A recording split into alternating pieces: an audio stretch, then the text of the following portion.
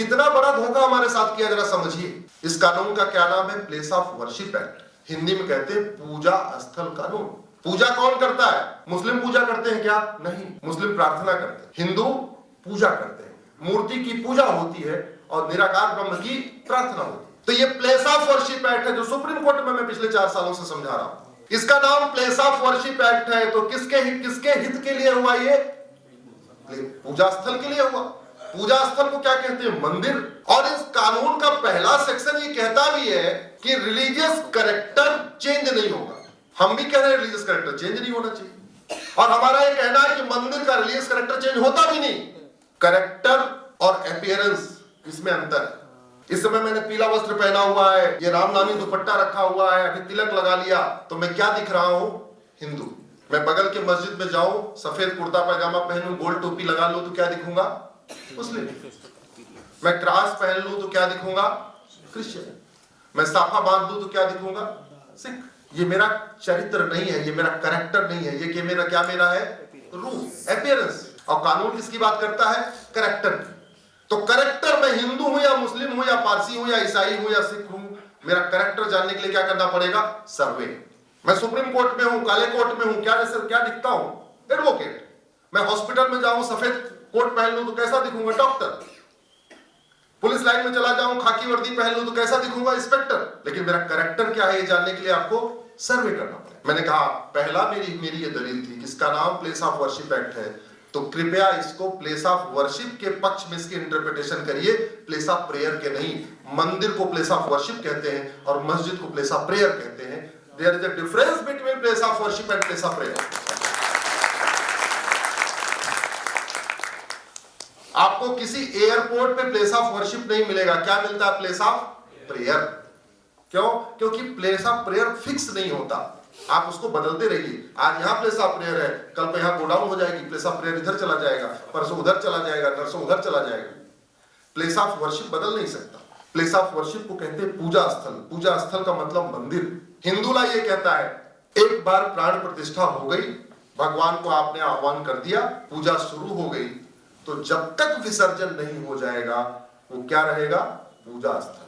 केवल मंदिरों में पूजा नहीं होती, नीम के पेड़ के नीचे, पीपल के पेड़ के नीचे, बरगद के पेड़ के नीचे पूजा होती। भारत में ऐसे लाखों स्थान है, खासतौर पर हमारे ट्राइबल एरिया में मंदिर नहीं है, वहां पे पीपल के पेड़ के नीचे शिवलिंग स्थापित करके पूजा करते हैं। आंधी आती है, तूफान आता है, पीपल का पेड़ टूट जाता है, क्या मंदिर बदल जाता है क्या?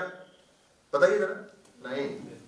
जैसे पीपल का पेड़ टूटने से या मंदिर की डाल, नीम की डाल टूटने से या बरगद की डाल टूटने से मंदिर का कैरेक्टर नहीं बदलता, वैसे मंदिर का गुंबद बदल देने से भी मंदिर का कैरेक्टर नहीं बदलता। और इस्लामिक सिस्टम क्या कहता है? माने ना माने अलग बात। इस्लामिक सिस्टम ये कहता है, जो इस्लामिक लॉ है, मस्जिद वहां बनेगी जहां पे भूमि समतल होगी, पुश्तैनी भूमि होगी, जायज तरीके से कमाई गई पैसे से खरीदी गई भूमि होगी, या किसी ने दान किया होगा।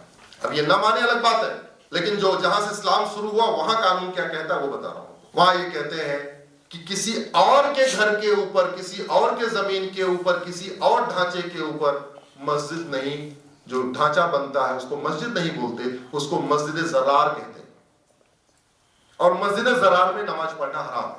मेरा ये कहना है बाबर, हुमायूं, तुगलक, गजनी, गोरी ने यहां मस्जिद नहीं बनाई, उन्होंने मस्जिद ज़रार बनाई, और मस्जिद ज़रार में नमाज पढ़ना हराम है।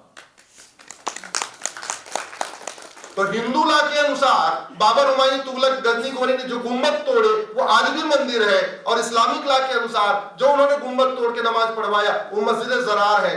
तो ये कानून अन इस्लामिक भी हो गया और हिंदुओं के भी खिलाफ हो गया। क्यों? क्योंकि ये बदलने ही नहीं दे रहा। ये कानून सेल्फ कंट्राडिक्टरी है। एक तरफ इसका नाम पूजा स्थल कानून यानी मंदिरों के हित में कैरेक्टर की बात करता है, कैरेक्टर बिना जांचे पता नहीं हो सकता, और अगले सेक्शन 3-4 में कहता है आप उसको बदल नहीं सकते। अरे भाई, जब हमको चरित्र पता चल गया कि ये मंदिर है तो फिर उसको बदलेंगे नहीं, तो फिर बात कैसे बनेगी? कट ऑफ डेट क्या दे दिया? 15 अगस्त 1947, जब भीषण दंगा हो रहा था, नोआखाली हो रहा था, कहां दंगा हो रहा था। उस दंगे में हिंदुओं के मंदिर, केवल हिंदुओं को नहीं मारा गया था, हिंदुओं के मंदिरों पे भी कब्जा हुआ था। ये कानून पे बनाने वालों से मैं आज पूछता हूं, और जो लोग सुप्रीम कोर्ट में दुहाई दे रहे हैं, एक बार उनसे भी पूछा जाना चाहिए, समाज को पूछना चाहिए कि 15 अगस्त 1947 वाले दिन, जिस दिन इतना भीषण दंगा हो रहा था देश में, उस दिन अगर किसी मंदिर पे कब्जा हो गया तो वो जायज हो गया। मतलब आप दंगों को भी जायज ठहरा रहे हो, आप बाबर के काम को भी जायज ठहरा रहे हो, हुमायूं के काम को जायज ठहरा रहे हो, औरंगजेब, खिलजी सबके काम को जायज ठहरा रहे हो। क्या ये भारत की सरकार आक्रांताओं के इल्लीगल काम को लीगलाइज करने के लिए बनी हुई है क्या?